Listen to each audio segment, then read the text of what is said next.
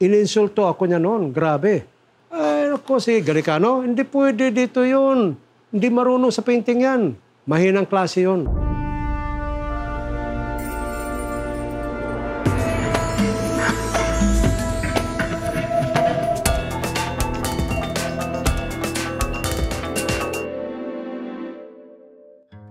Mulong ang tawag sa akin ng mga kaibigan ko. Nagsimula na ang diwa ko sa appreciation sa art. Kindergarten ako noon. Dahil doon sa teacher ko na mahilig mag-drawing, mayroon siyang colored chalk. Ang lesson namin, dinadaan niya sa pamagitan ng drawing. Ako naman, nakafocus na ako sa kanya. Yun pala ang subject na hinahanap ng aking diwa. Pagdating sa bahay, drawing ako ng drawing sa wall. Naalala ko pa, boat. Yung blue, hawak ko yung blue na chalk. Ganon. Ganyan, ganyan, ganyan. Tapos, flagpole, lalagyan ng bandera. Lagyan ng bandera dito. Oh, yun lang ang drawing. Yan ang first drawing ko sa talambuhay ko. Medyo abstract, pero ano bang malay ko noong panahon? Kasi nakita niya na mag-submit ako ng plates noon.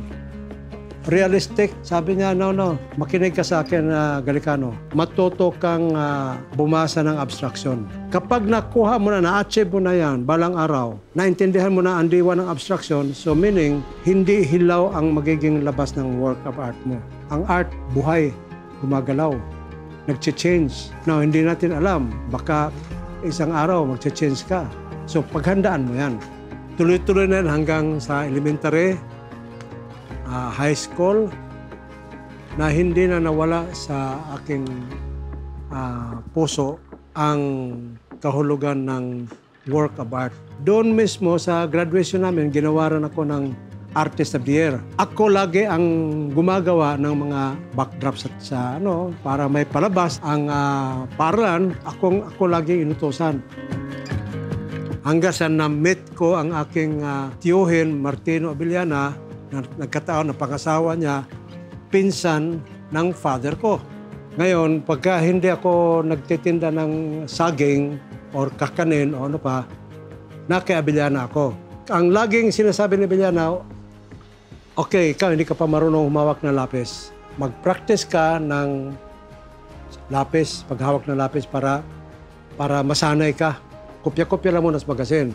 Kapag mayroon ka ng natututuhan, that's the time pwede ka ng actual.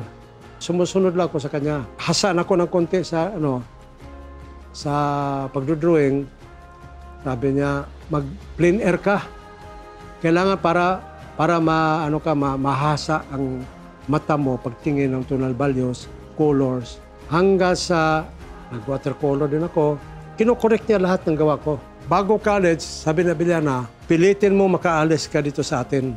Kasi pag manatili ka dito, sabi niya, pinakamataas na ranggong magawa mo dito sa Cebu, magpipintura ka sa sine, yung mga mukha ng mga artista.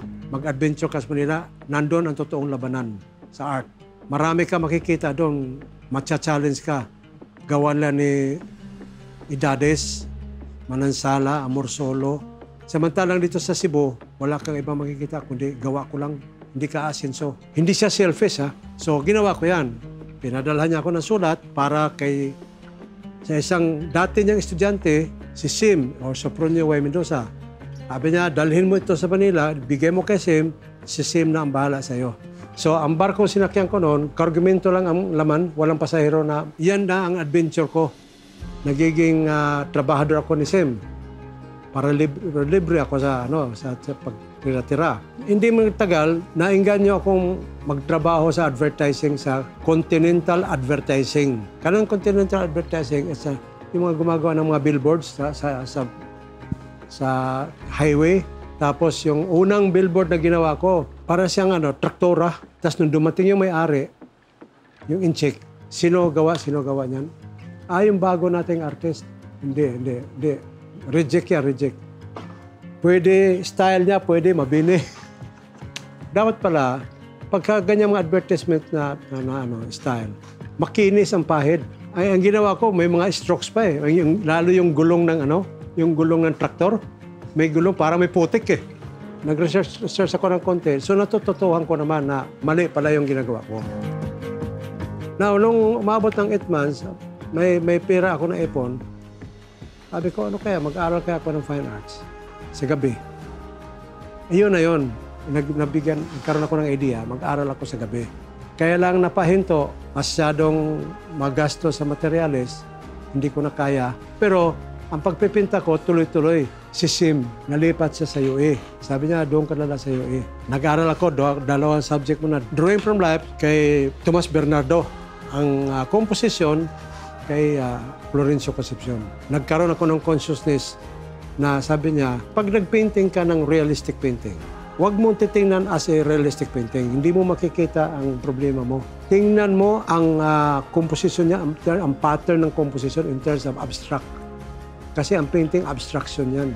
Tumigil ako sa fine arts, pero hindi ako tumigil pag-research. Bili ako ng mga art books.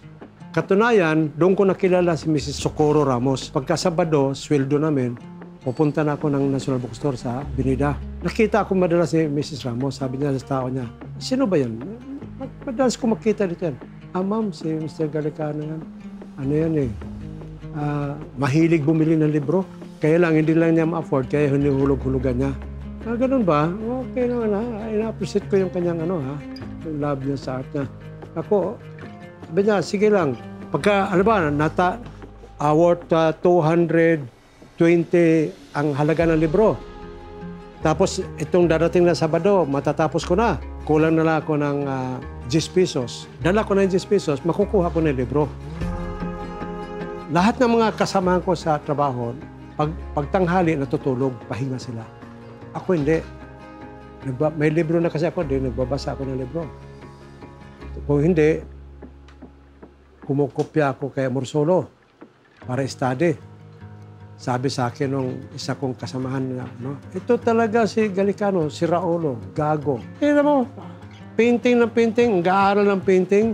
Tayo, ang tagal na nating artist, wala naman nangyayari sa buhay natin. Masyadong ambisyoso ito eh. Mga 1988, nandito na ako. Nagbisita yung dahil tinuro nung kaibigan ko. Kanya, pasyalan mo sumulong. Natandaan ba ako? Ako, ba't hindi naman kita matatandaan? Kaibigan kita eh. Galing ako ng Saudi, yan ang niya. Galing ako ng Saudi, ganito ang kinikita ko doon. Tapos balik na siya. Bahay mo ito, pare. Sabi ko, wala na ako, na-trap na ako eh. Sabi ko, sabihin na natin ganun. Para baka sabi, pinagyabangan ko siya eh. Dahil kasi nilalait niya ako minsan eh.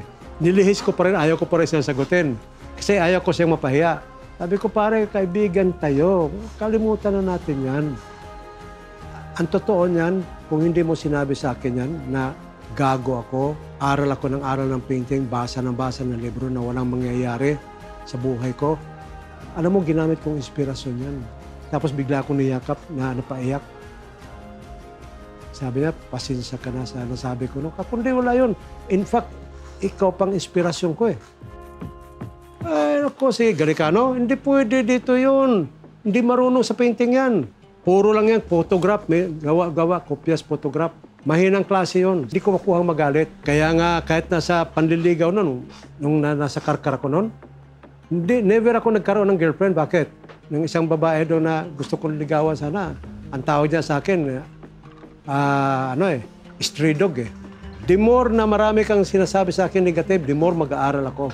Nako, pag ininsulto ako niya noon, grabe. Walang lugar sa akin yung bang ma-discourage ako. Hindi yan ang karakter ko. Kung mapapansin mo yung mga gawa ko noon, yan lagi may vertical. Diyan na nagsimula ang love ko kay Barnett Newman. Barnett Newman was an American abstract expressionist. Non-figurative. Yung abstraction naman niya, hiwalay na hiwalay sa art ko.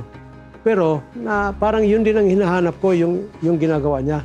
Nakikita ko ang sarili ko na I love vertical lines. Kasi every time mag-painting ako ng landscape, naghahanap ako ng may vertical lines. Katunayan, ayun maganda subject ito Hahanap ako ngayon ng puno na hindi mawawala yung beauty doon sa malayo, nadagdagan pa dahil sa vertical lines na bigyan ng emphasis.